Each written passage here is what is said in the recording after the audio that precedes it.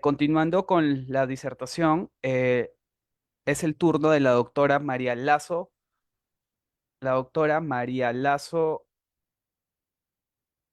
fiscal adjunta provincial de la Fiscalía Provincial Penal Corporativa de Castilla, abogada por la Universidad César Vallejo de Piura, magíster en Derecho Constitucional y Derechos Humanos por la Universidad Nacional de Piura, egresada del programa de maestrías en Ciencias Penales en la Universidad Nacional de Piura, especializada por la Universidad de Salamanca, España, por el curso superior de abordaje jurídico actual de la violencia de género y litigación oral.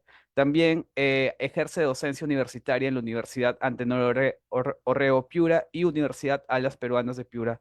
Docente en la Escuela del Ministerio Público en temas de violencia de género. Le damos pase a la docente María Lazo. Hola, buenas tardes. Buenas tardes, doctora. ¿Se me escucha bien?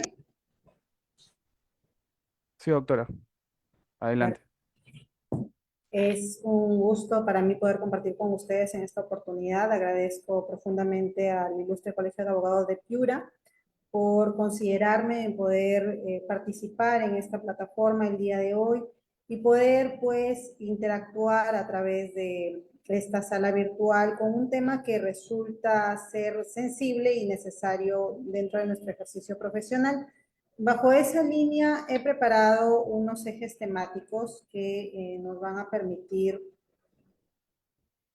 ingresar en el tema propuesto, ¿no? La metodología que he considerado y el tema en línea general es litigación oral con perspectiva de género. He considerado como ejes temáticos los siguientes, ¿no? Tenemos que reforzar qué es género, qué es lo que podemos entender como género, el enfoque de género, cuando hablamos de qué es lo que, o cuándo se considera que una persona es víctima de violencia de género. ¿Quién es la víctima de violencia de género? Es importante realizar pues un énfasis en la investigación o en el despliegue funcional que podemos realizar como letrados dentro del desarrollo indagatorio de hechos configurativos de violencia de género, ¿no? El despliegue del abogado con enfoque de género para poder concluir cuándo nos podemos desplegar efectivamente con enfoque de género. Es un tema en boga, es un tema que lo encontramos en múltiples plataformas, se habla mucho al respecto, sin embargo, es necesario poder continuar con la preparación constante para poder realizar una adecuada función como letrados. No olvidemos pues que dentro de nuestra función está en la defensa de los derechos de todos, ¿no? Bajo la salvaguarda de la dignidad. Entonces empezamos refiriéndonos qué es género. Y es que cuando nosotros hablamos de género, o mencionamos género, nuestra cabecita nos va a llevar a escenarios como las gráficas que estoy presentando, ¿no? El color celeste para el hombrecito, rosado para la mujercita, la corbata para el hombre, la falda para la mujer, la plancha para las mujeres, los electrodomésticos, Día de la Madre, Día del Padre, el televisor, y son aspectos estereotipados que se vienen fortaleciendo y permaneciendo a lo largo del tiempo. En ese sentido es necesario que nosotros empecemos a realizar de manera adecuada las diferencias correspondientes y sobre todo resaltar y rescatar el contexto de igualdad y equidad. Bajo esa línea, pues, he preparado una serie de presentaciones con videos. Me confirman si es escuchado el audio, ¿correcto?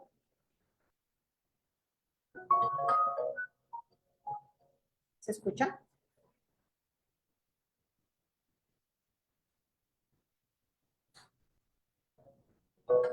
Cuando escuchamos hablar de sexo, género y sexualidad, posiblemente genera confusión. Para aclarar, vamos a definir cada uno de esos términos.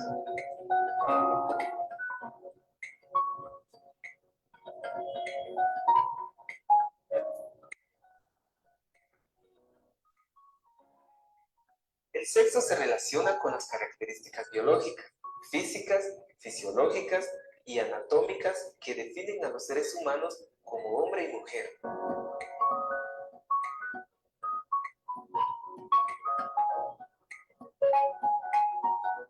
Por naturaleza se da en el proceso de gestación desde antes del nacimiento.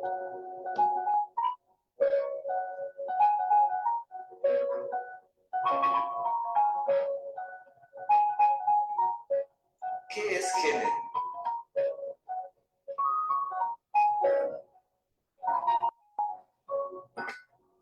Es una construcción social que asigna a hombres y mujeres roles para su convivencia en la sociedad.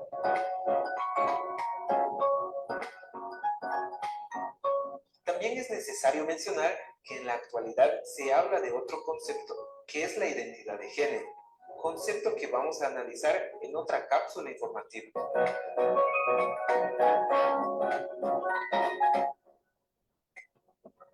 Equidad de género.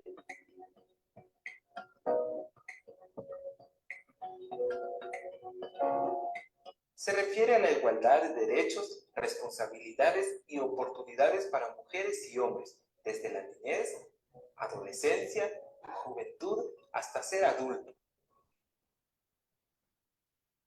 Por lo tanto, el sexo con el que nacimos no debe determinar los derechos, oportunidades y responsabilidades a lo largo de nuestra vida.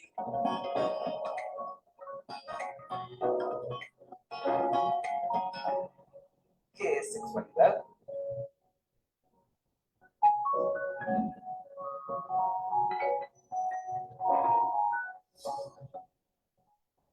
Son las acciones, comportamientos que incluyen el género, los cuerpos y cómo funcionan, nuestros valores, actitudes, crecimientos y sentimientos de vida. Implica la generación de deseos, sentimientos, fantasías y emociones, es decir, el desarrollo de una identidad sexual que se puede definir como aquella parte de la identidad del individuo que le permite reconocerse y actuar como un ser sexual.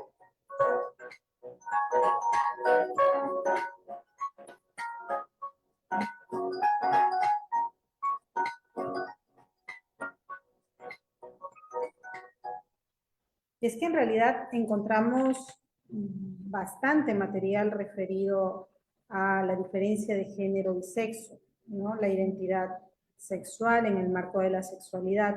El detalle está en cómo vamos a difundir esta información con nuestros pares y con los que vienen detrás de nosotros.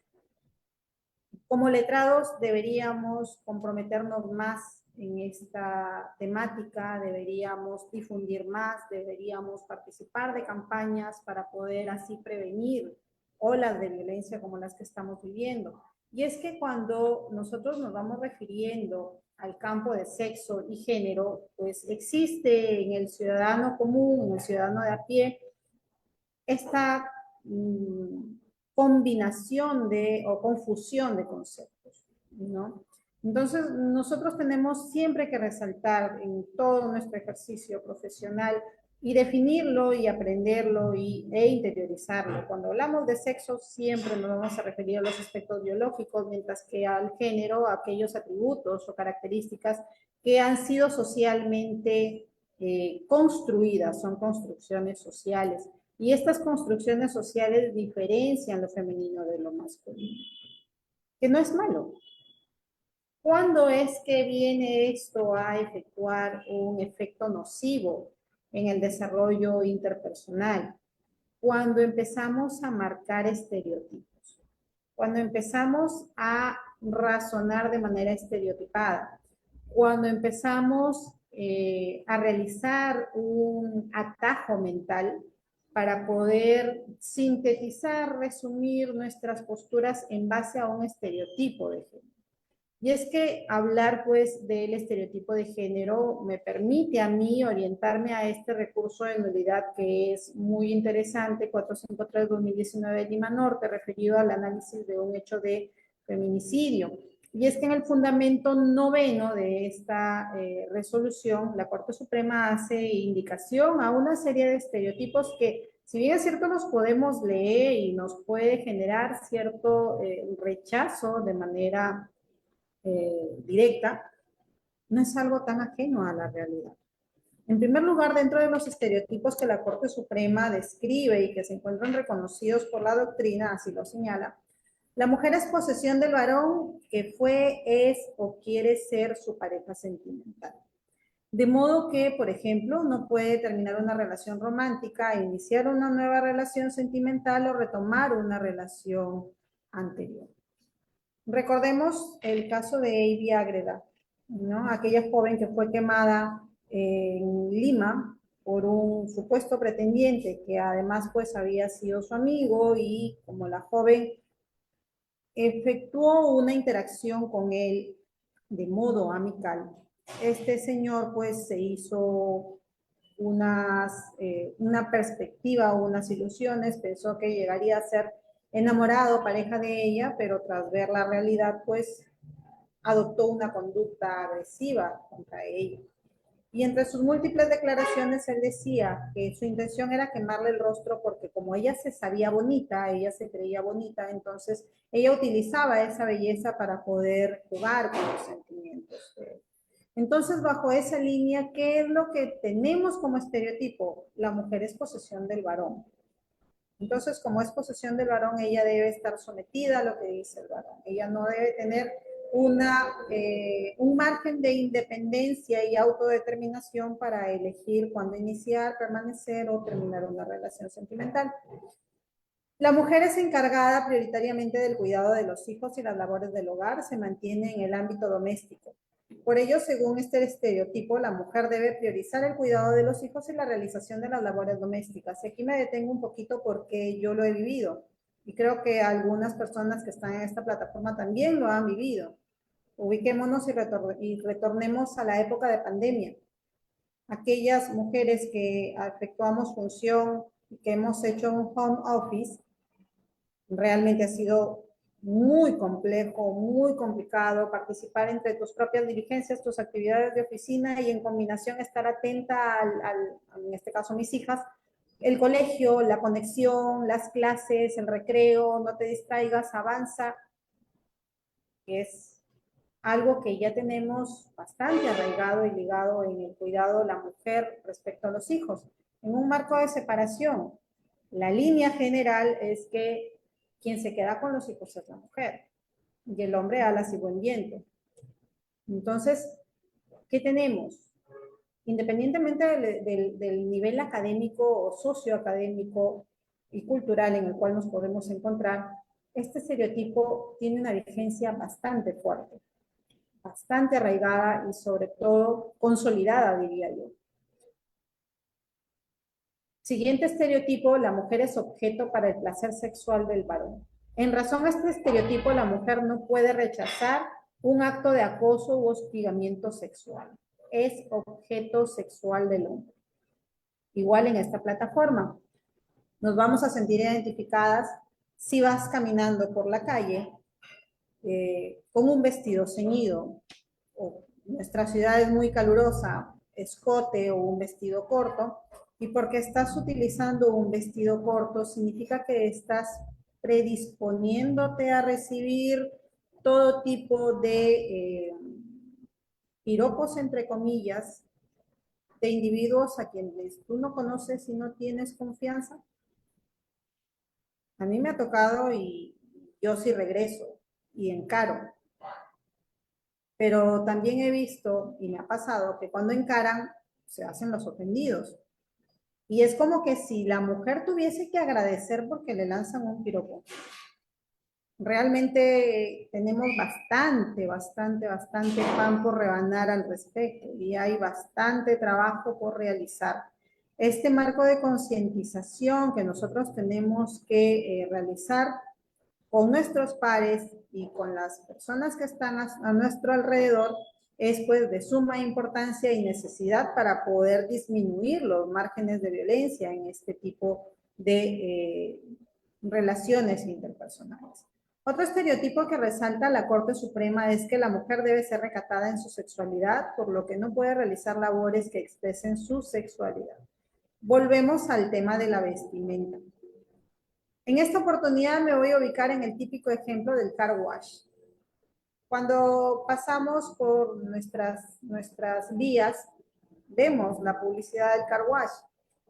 ¿Y qué es la imagen más saltante? Pues de una fémina curvilínea en micro shorts, en tops, bastante voluptuosa, que hace la invitación a los caballeros para que ingresen en sus carros. Y digo caballeros porque la línea general es ella, para que el usuario o la usuaria ingrese y pues, efectúe el lavado de su vehículo. ¿Quién realiza el servicio del car wash? Pues es un hombre, con sus botas de GB, con su overol, nada que ver con la publicidad que realiza. Si una mujer viste con shorts pequeños, es una indecente. Si una mujer comparte o departe licor con solo varones, pues es una liberal que está exponiéndose, y esto es lo que pasó en el acto de violencia sexual múltiple, el caso La Manada del Surco, si no me equivoco. Allí hubo un comentario que deslizó un colega que fue bastante cuestionado, duramente cuestionado, pero que hizo referencia, y en términos, si mal no recuerdo, si la memoria no me falla, él refirió que la joven por la víctima le gustaba la vida social. Entonces, quizás quiso referirse que era una jovencita bohemia. Desconozco el sentido que él quiso darle a la afirmación, pero decir una afirmación de esta naturaleza en el contexto tan sensible de un hecho de violencia sexual múltiple como el que se había suscitado, pues fue muy penoso para el tipo de trato que recibió el colega. Entonces, ¿dónde quiero llegar yo con esta asignación o resaltar los estereotipos? Es que como letrados debemos ser bastante cautelosos en la forma en la cual asumimos nuestra función, independientemente del punto en el cual nos encontremos. Siguiente estereotipo: la mujer debe ser femenina, de modo que, por ejemplo, se le limita la posibilidad de practicar determinados deportes o restringe la libertad de elección de la vestimenta que utiliza, ¿no? Igual aterrizamos al tipo de comportamiento que ya viene asignado, que viene arraigado y que viene aprendido desde pequeñitas. La mujercita tiene que sentarse de tal forma, tiene que hablar de tal forma, tiene que hacerse de esta forma.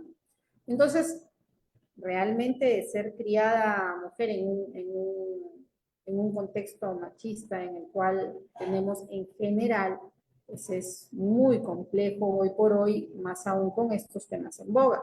Y la mujer debe ser sumisa, no puede cuestionar al varón, ¿no? Entonces, la Corte Suprema hace este desarrollo y precisa pues que en los casos de violencia contra la mujer es necesario e importante resaltar cuál es el estereotipo asignado que estaría incumpliendo la mujer para poder consolidar una teoría del caso sobre la base de este tipo de hechos. Entonces, ¿qué es el enfoque de género?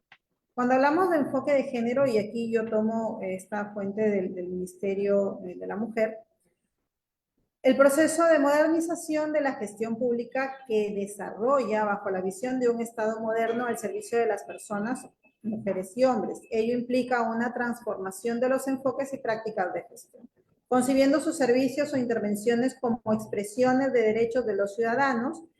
Por ello, las entidades públicas deben brindar servicios de calidad y dar uso óptimo a los recursos estatales, priorizando el interés y el bienestar de la persona, la rendición de cuentas, la gestión por resultados y la planificación concentrada, junto con la participación ciudadana.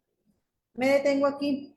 Si el Estado ha iniciado toda esta metodología legislativa, todo este cambio legislativo que ha aterrizado en las prácticas jurisdiccionales y por tanto en el marco de nuestro desenvolvimiento en el contexto de la litigación, ¿cuál es el compromiso real que tiene el Estado para afrontar esta lucha frontal? Porque así se ha catalogado la lucha frontal contra la violencia de género, contra la violencia contra la mujer y los integrantes del grupo familiar. ¿Realmente existe este compromiso por parte del Estado? ¿Realmente el Estado está superando las formas de victimización que vamos a ver de aquí en un momentito más? ¿Cómo es que podemos analizar esto? Se ha dotado de profesionales, psicólogos, asistentes social para poder superar los márgenes de atención de usuarias y usuarios de este tipo de delitos, realmente los procesos instaurados en donde se han creado fiscalías o despachos fiscales especializados están caminando en el marco de plazos que requiere este conocimiento, estas investigaciones. Los juicios están teniendo el resultado célere que amerita estos temas tan sensibles.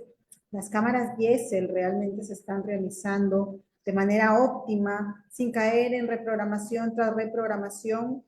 Son puntos que quedan aún en el aire y que lamentablemente la respuesta es negativa.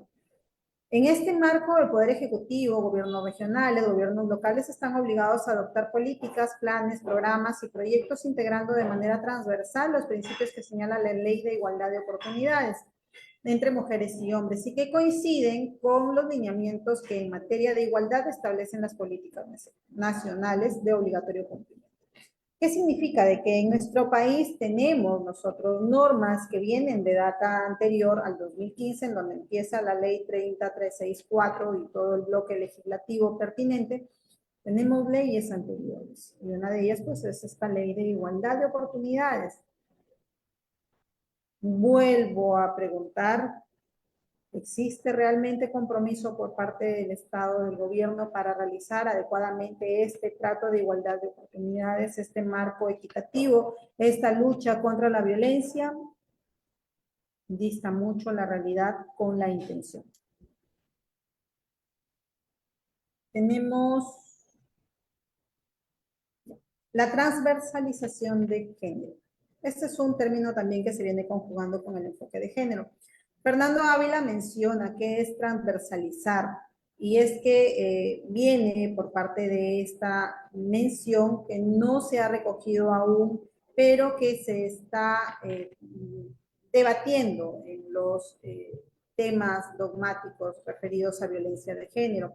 ¿De qué se refiere? Pues a lo que atraviesa en forma transversal varios campos. Es decir, que se ha reconocido y se ha establecido que el tema de la violencia de género, la violencia contra la mujer, no es solo de interés judicial, no es solo en el campo penal, sino que abarca más conceptos, abarca más campo de acción, el aspecto laboral, las leyes de hostigamiento, el aspecto civil, los derechos y obligaciones, el aspecto también en el contexto laboral, los beneficios que corresponden a las mujeres. Entonces, en el aspecto educativo, la formación de niños y niñas. Entonces, lo que se pretende aquí, y destaca las Naciones Unidas, se viene trabajando de manera intensa desde hace 2 décadas atrás en el contexto de transversalización de perspectiva de género. En este campo, lo que se alude es a la igualdad que debe alcanzar la mujer respecto del hombre en todos los campos sociales y políticos. Quizás a raíz de estos planteamientos y de campañas públicas para alcanzar los logros propuestos, se han popularizado el sustantivo transversalización, que viene del verbo de transversalizar, con todas sus desinencias. ¿Qué significa? De que en el contexto de poder consolidar realmente el compromiso por parte de los gobiernos, las Naciones Unidas destaca esta necesidad de realización multisectorial con un compromiso integral de los entes del Estado para poder viabilizar un marco de actuación tanto normativo como social respecto a la igualdad de oportunidades entre hombres y mujeres. Es algo tan simple que va adheriendo más conceptos, más prácticas, pero que en síntesis lo que se busca es un adecuado desarrollo equitativo entre hombres y mujeres. Cuando hablamos de violencia basada en género, aterrizamos en este tipo de situaciones. Y generalmente se ubica como margen débil a la mujer. Pero doctora, existen casos en donde el hombre es violentado. Doctora, hay una cifra negra de violencia en donde la víctima es el hombre. La mujer es quien le pega. Y como ahora con todo este bloque legislativo a favor de la mujer, pues el hombre tiene vergüenza de denunciar. Y esto va aumentando la cifra negra de criminalidad en este marco. ¿Qué se puede hacer al respecto? No olvidemos que la ley 30364 habla de un marco integrante del grupo familiar. Primer aspecto. Segundo aspecto, ¿por qué se ha consolidado, por qué se pretende fortalecer la protección a través de estos bloques normativos respecto a la mujer? Entonces, que estamos fomentando un contexto de desigualdad en donde se le está dando poder a las mujeres de manera abusiva, ¿no? Existen comentarios en esa línea. Sin embargo, no debemos olvidar, y aquí sí me detengo un poco, de que el tema de la violencia contra la mujer ha sido altamente consolidada a lo largo del tiempo.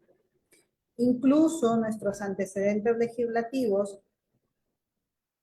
de manera extremadamente paternalista, establecía, si nos ponemos a analizar nuestros códigos civiles anteriores, establecían textos de artículos en específico en donde la mujer tenía que pedirle permiso al marido, en donde la mujer tenía que, al contraer matrimonio, someterse a la voluntad del marido. Y son términos textuales, así tal cual. Y esto pues no hacía más que colocarnos en una ubicación así, en donde la mujer tenía que estar sometida a lo que indique primero el padre y luego en la etapa de casada el marido. Entonces, bajo esa situación histórica es que se han visto contextos en donde pues la violencia ha desencadenado en un contexto de abuso de poder por parte del hombre respecto a la mujer. Por lo que no es que se está empoderando a la mujer, lo que se intenta es realizar una equiparación a un marco histórico de una ubicación subordinada que ha venido ubicándose a la mujer dentro de las relaciones interpersonales. Tengo aquí otro video. ¿Qué es violencia de género? La violencia de género se define como cualquier tipo de violencia ejercida contra una persona por razón de su identidad o condición de género. Expresa las condiciones de desigualdad entre hombres y mujeres. Genera intimidación, exclusión, ofensa, presión, humillación, miedo o inseguridad. Se trata de actos que atentan contra los derechos humanos, perpetúan los estereotipos de género o vulneran la dignidad e integridad de quienes la padecen. Cualquier persona puede sufrir actos de violencia de género, pero se reconoce que las mujeres son las principales víctimas.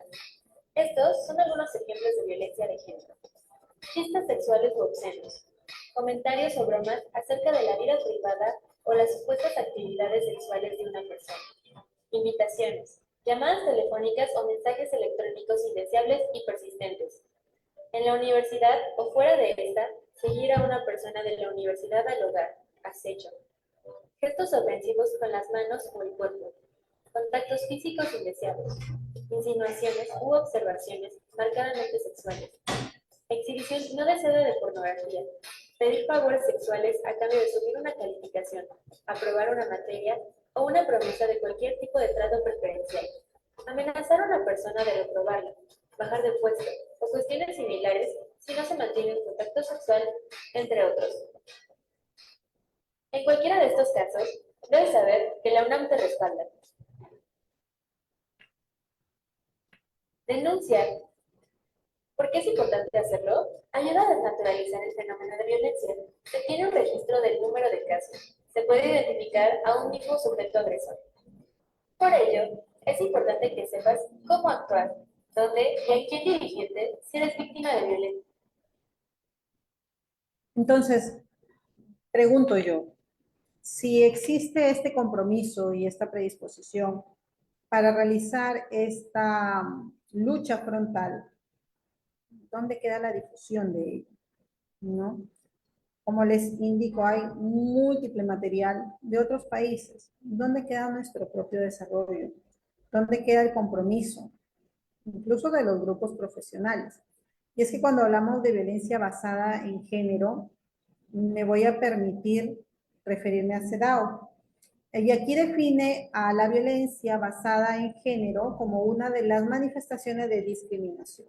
Como ya lo he sostenido, esta situación discriminatoria viene de tiempo atrás. Entonces, no es una situación antojadiza o un tema de modernidad, es una situación histórica que se ha consolidado y de la cual se pretende desarraigar para poder equiparar a un contexto igual, a una situación equitativa, a un respeto de la dignidad como ser humano, como persona.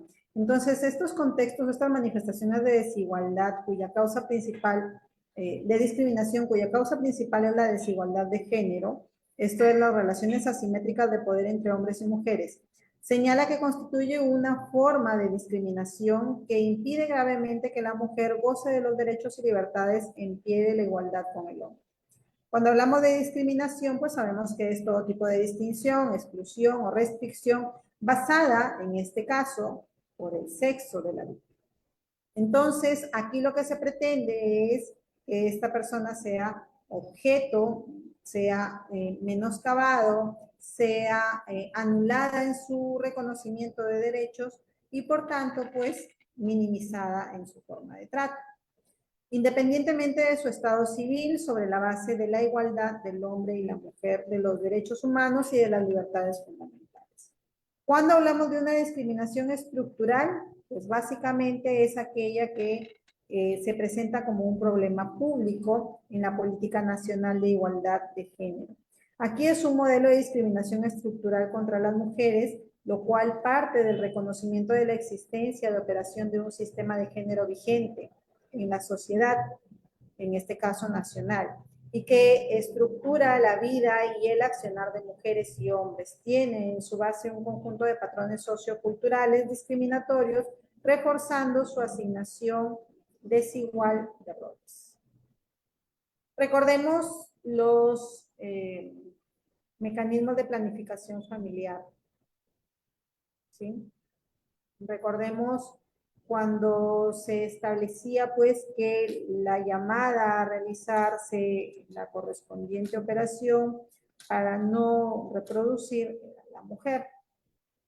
Hoy por hoy ya tenemos campañas de vasectomía, por ejemplo, dentro del marco de igualdad. No solo es responsabilidad de la mujer realizar el control de natalidad, también es un compromiso con el hombre.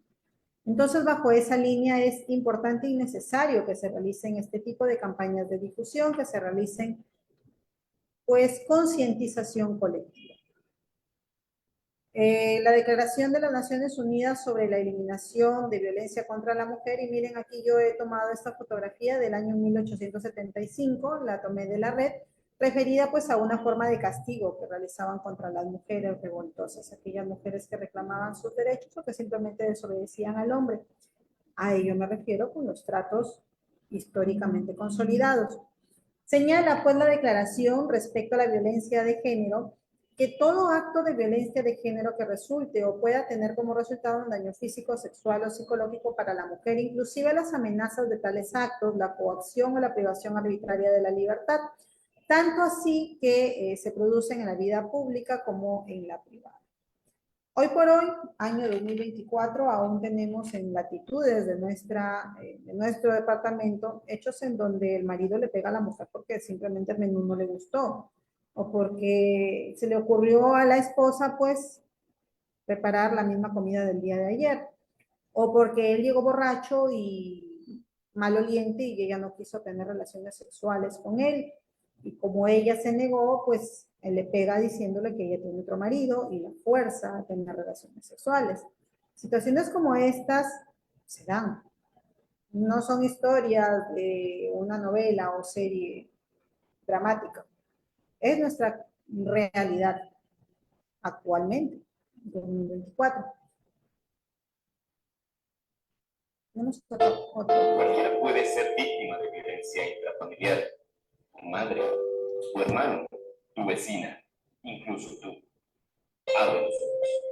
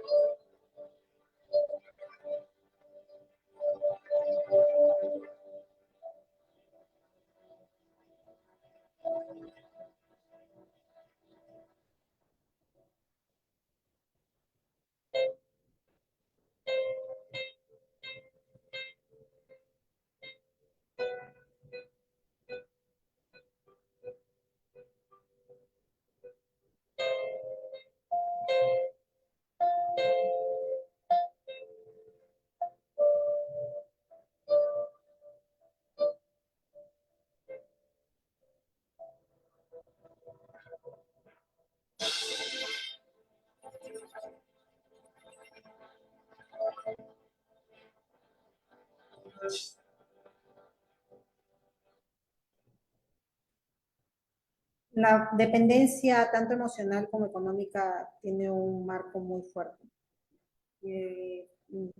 Son frases que nosotros vemos aquí, que en algún momento hemos escuchado, ya sea por nuestra propia función o por nuestro propio entorno familiar, amical, estudiantil. La violencia está presente en múltiples sectores. Entonces, poder tratar con una víctima y ya de cara al tema de litigación, al tema de interrogatorio, va a requerir de suma sutileza y destreza para poder interactuar con esta persona.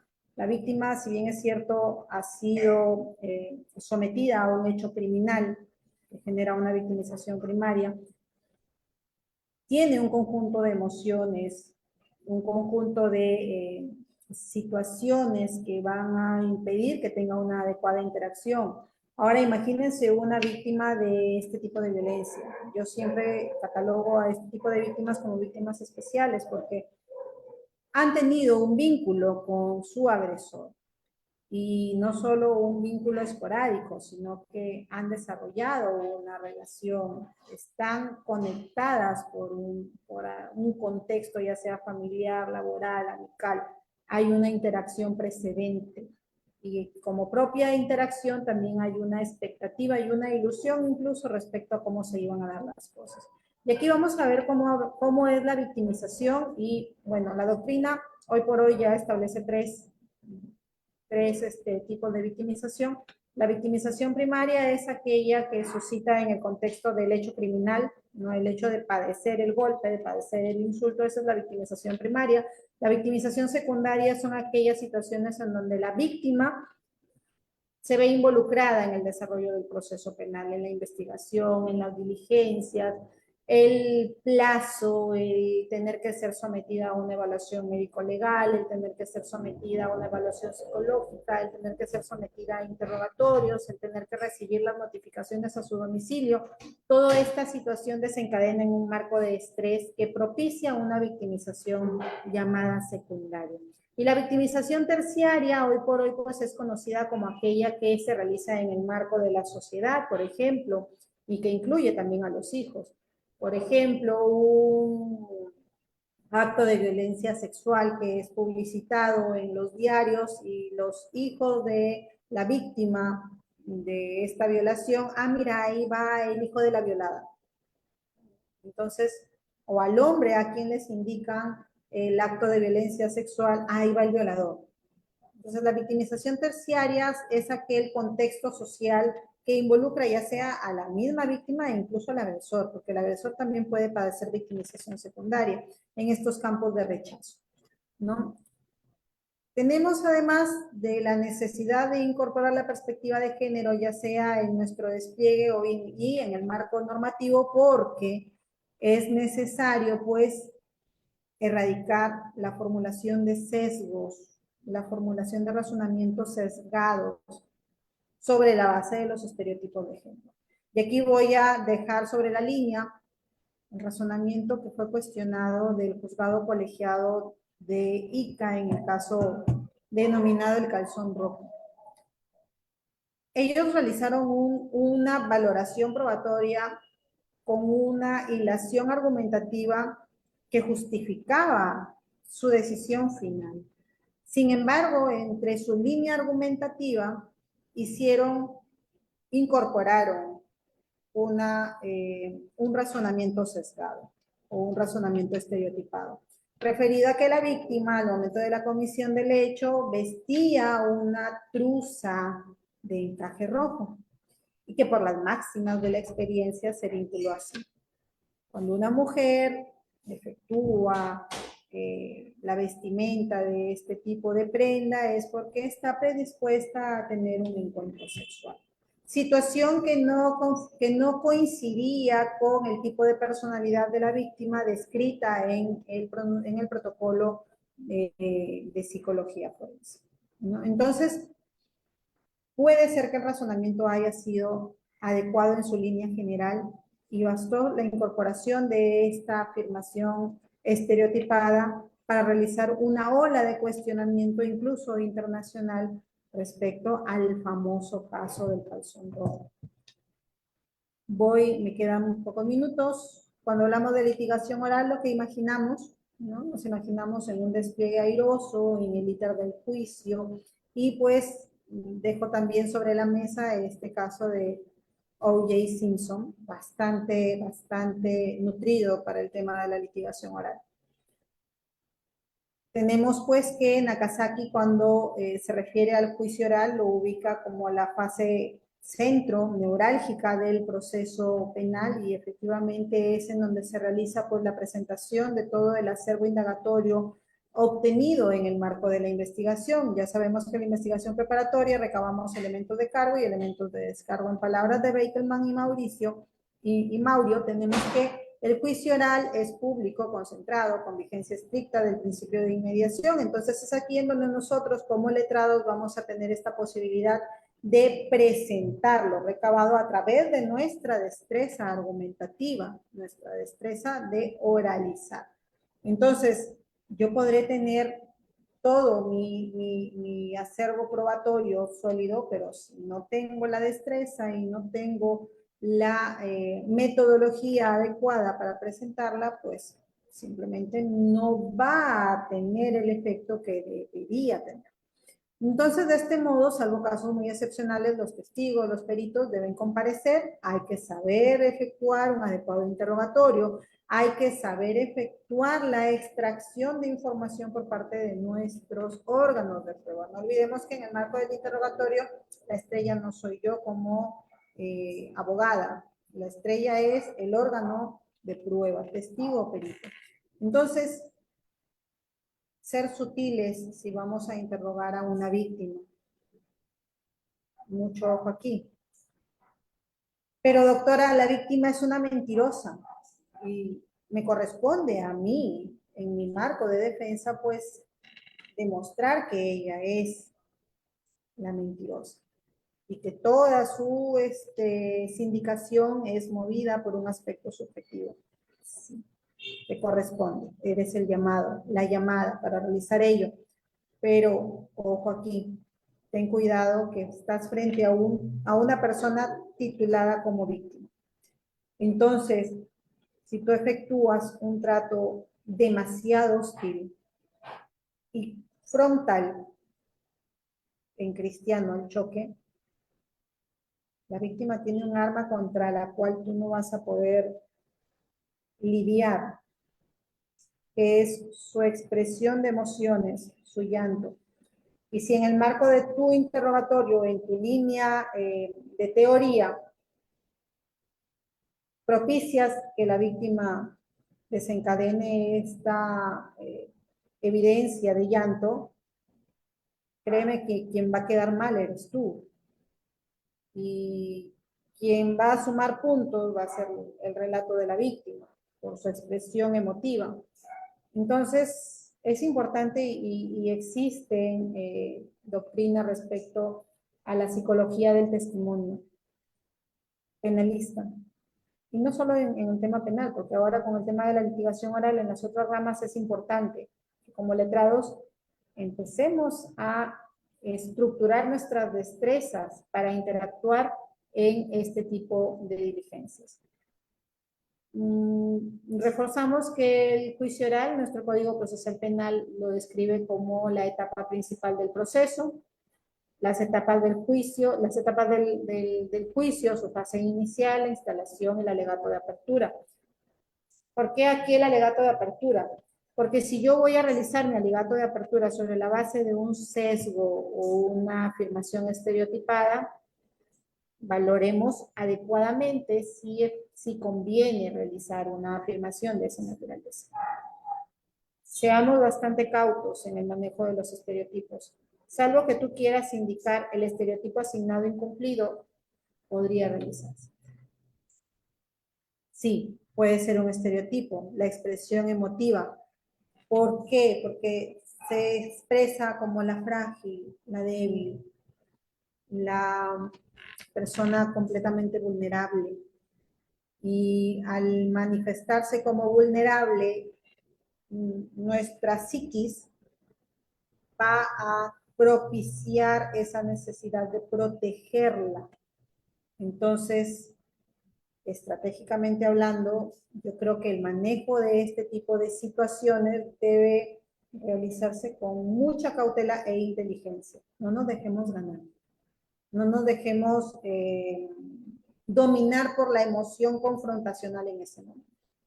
La forma en la cual vamos presentando la prueba también debe realizarse de una manera prudente y organizada. Y nuestros alegatos de cierre enfatizar adecuadamente con lo que hemos obtenido en el juicio.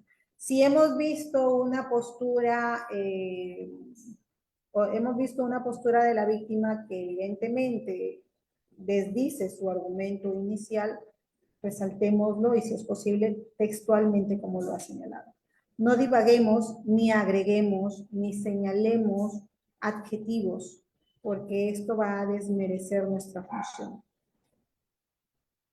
Quiero recordar que el contexto de violencia en este tipo de delitos, pues, no es un tema aislado, es una situación que ha llegado a resaltarse de una connotación pluriofensiva, es una secuencia de hechos múltiples que ha desencadenado en un resultado evidente, que es, por ejemplo, en el caso de la violencia física, la violencia sexual o las afectaciones que padece la víctima. Desarrolla al respecto el Acuerdo Plenario 5-2016, el Acuerdo 1-2016 también menciona al respecto. Entonces, litigar estratégicamente, con ética y empatía, es necesario pues fortalecer y resaltar que el proceso o el juicio oral pues es la parte principal de nuestro proceso penal, o de nuestro proceso judicial. Entonces, en los temas de violencia contra la mujer es importante que las víctimas de este tipo de delitos sean consideradas como víctimas especiales. Ya hemos señalado, pues, por qué esta mención de víctimas especiales, porque no es una víctima circunstancial como un robo. Yo estoy parada en una esquina, estoy esperando mi movilidad, estoy con el celular y bueno, pues estuve en el momento equivocado, a la hora equivocada, y viene la persona equivocada y sustrae mis pertenencias. Pero no tengo ningún vínculo con esta persona. Distinto es al agresor sexual familiar, por ejemplo, o al agresor violento, con quien has tenido pues una relación sentimental o una relación de dependencia, si es el padre respecto a la hija o al hijo, ¿no? Entonces, es una evolución del hecho criminal. Es importante destacar que la litigación en estos supuestos por humanidad y empatía debería salvaguardar estándares objetivos. No nos dejemos dominar por el tema confrontacional. Es necesario no vulnerar más a la víctima o evitar que realice pues expresiones emotivas que al final vayan en contra de nuestra teoría. Finalmente, no seamos parte de los agentes que propician la victimización secundaria, establezcamos metodologías del ejercicio del derecho con respeto y vigencia de la dignidad de las personas. Para ello requiere un entrenamiento y una preparación constante para lograr así realizar nuestra función de la manera más idónea posible. No me da tiempo para pasar este último video. Quiero cerrar mi participación indicando que no son los dos sexos inferiores o superiores. Lo que se pretende aquí es simplemente resaltar que son distintos, pero que dentro de sus distinciones somos seres humanos y somos sujetos de derecho. Quedo muy agradecida por su atención. Espero en una siguiente oportunidad y si hay marco o posibilidad para alguna pregunta, estoy a su disposición. Muchas gracias. Muchas gracias a la doctora María Lazo por su excelente exposición, muy puntual sobre derecho penal en técnicas de litigación penal, de litigación oral con perspectiva de género. Es importante, pues, no ser asertivos a la hora de litigar, pues, siempre en el furor del debate, los abogados, pues, no utilizan formas un poco distintas, ¿no? Y la condición de víctima es muy importante, como le dice la doctora. Pasamos al público a ver si alguien tiene alguna pregunta que le quiera formular a la doctora. Hola Jordi, buenas noches, Buenas doctora noches, María. ¿Qué adelante. tal? Sí, una consulta bastante puntual. ¿Están los jueces que, bueno, de conocimiento, los jueces de familia capacitados con el curso de psicología judicial? Porque pareciera que muchas, bueno, en el tema de familia, no sé si sea un tema estereotipado o cómo llamarle, pero se tiene pensado de que como son juezas, pues generalmente van a salir por el lado de su sexo, pues, ¿no? Por el tema de las mujeres. Y van a tratar de criminalizar en lo que más se pueda al hombre. Por eso le pregunto, ¿están capacitados con el curso o con el tema de psicología judicial? Ya. El área de capacitación tanto de Fiscalía, a través de la Escuela del Ministerio Público a nivel nacional, ha desarrollado un bloque de capacitación para los y las magistradas en ese sentido. El área de capacitación del Poder Judicial tengo entendido que también. Sin embargo, es necesario resaltar en el campo del derecho de familia el carácter tuttivo. Y es como una disociación entre el derecho penal y el derecho de familia, porque en el derecho penal lo que se pretende es castigar al agresor con el consecuente retiro del hogar, mientras que en el derecho de familia lo que se pretende es salvaguardar el marco familiar, el seno familiar, y propicia fórmulas conciliatorias o fórmulas que permitan superar el conflicto. Entonces, hay aún mucho trabajo por realizar y al respecto, pues sí se requiere mayor capacitación y sobre todo concientización, diría yo. La capacitación está, pero mientras no seamos capaces de desarraigarnos de nuestro estereotipo aprendido, va a ser un trabajo en vano. Muchas gracias, doctora. Doctora, en el chat, el doctor Ronald Oswaldo hace la siguiente interrogante. La expresión emotiva, si es un estereotipo, hay personas muy hábiles que logran burlar el análisis psicológico de un experto. Sí, sí lo vi mientras estaba en la ponencia y por eso es que resalté que el tema del llanto al momento de la exposición del órgano de prueba puede ser contraproducente para nuestra propia teoría. Gracias. Muchas gracias. Eh, Precisamente, disculpe que le corte, doctor Jordi. Por eso que formulé la pregunta, pues, ¿no? Si estaban capacitados con el tema de psicología judicial, porque brevemente comento un caso. Tuve una doctora, trabaja en el regional, que también es abogada. Nos mencionó un caso que fue en la parte de la sierra, creo, donde llegó una señora pues, aparentemente muerta, inmóvil la señora, de que él lo había golpeado el hombre, etcétera, y al hombre lo habían llevado, así tipo justicia popular, pues, ¿no? Los vecinos, familiares ahí, al centro de salud, porque él había hecho eso a la señora, pues, ¿no? No reaccionaba. Y bueno, ya para no hacer muy largo el cuento, la señora se estaba haciendo. Cuando la doctora mencionó que se le iba a hacer un examen, y pues la señora oyó eso y no le gustó aparentemente la técnica que se iba a practicar. Y bueno, pues resultó que todo era mentira. Por eso decía que hay personas que sí tienen esa habilidad, pues, ¿no? Para fingir eh, ciertas expresiones, tanto en el campo psicológico como en el campo físico. Y bueno, pues en realidad es un peligro, ¿no? Porque si se va a tocar como un tema decisorio para vinculante al fallo, pues sería contraproducente y sería pues definitivamente perjudicial para la parte, en ese caso, demandada, si se quiere llamar así. Sí, es cierto. Nos afrontamos a situaciones en donde incluso se pretende manipular a los niños, a las niñas, para que se indiquen actos de violencia de los cuales no han sido víctimas. Por eso es importante la preparación constante, como referí en mi conclusión. Uno con los años va aprendiendo a leer las expresiones corporales. Entonces, es muy distinto escuchar un relato aprendido a escuchar un relato espontáneo.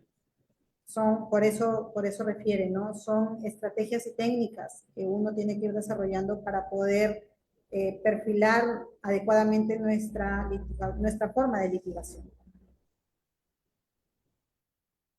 Doctora, también es importante resaltar que hace unos años el Perú alcanzó unas cifras de feminicidio pues muy altas, motivo por el cual también es importante proteger a la mujer mediante herramientas quizás un poco ilegales que utilizan distintos operadores públicos, pero también es importante saber analizar a la víctima, porque si no le creemos a la víctima siendo maltratada, siendo lastimada, siendo mancillada, entonces el Estado no va a tener a quien proteger.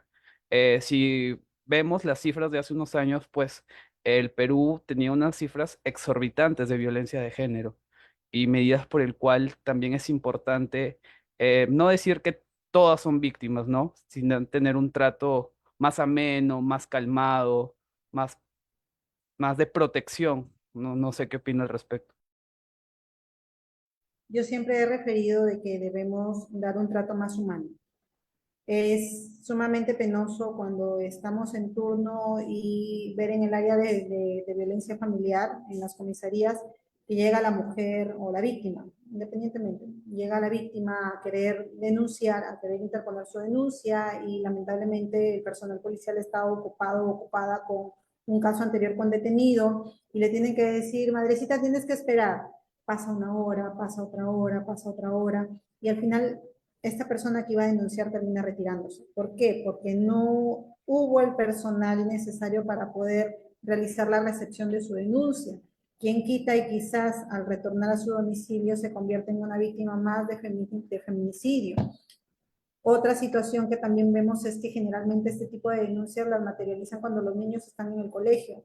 Entonces, decirles, espérate madrecita, todavía no, llega la hora del almuerzo y lo primero que le viene a la cabeza, tengo que ir a prepararle la comida a mis hijos. Y se retiran. Entonces, reitero mi preocupación. El Estado indica, estoy en una lucha frontal contra la violencia contra la mujer y los integrantes del grupo familiar, pero realmente estamos afrontando esta lucha como debería hacerse y aquí es en donde entramos nosotros. Colegio de abogados, letrados, privados, públicos, desde el punto en el cual nos encontremos, difundamos y concienticemos. Hay una precisión del doctor Álvaro Vivas, indica cómo controlar los casos en los cuales se denotan relatos aprendidos. El relato aprendido es básicamente como hacíamos nosotros al estudiar de paporreta. Cuando tú estás, estudia paporreta, te aprendes todo al pie de la letra, con puntos y comas y palabritas, y basta con que tú cambies la secuencia del relato para que la víctima caiga en su propia mentira.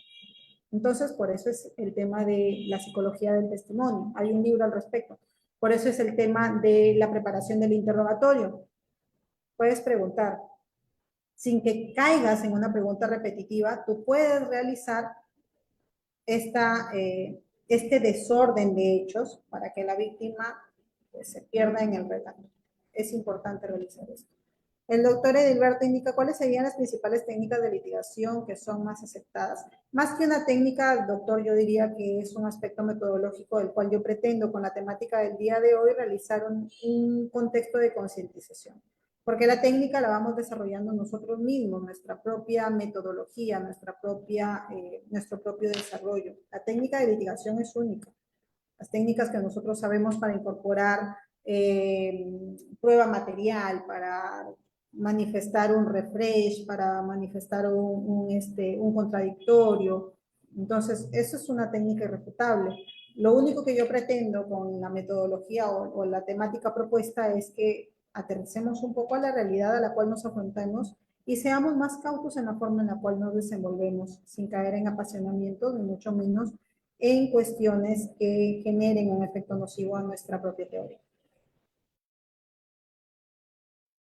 ¿Alguna otra pregunta del público?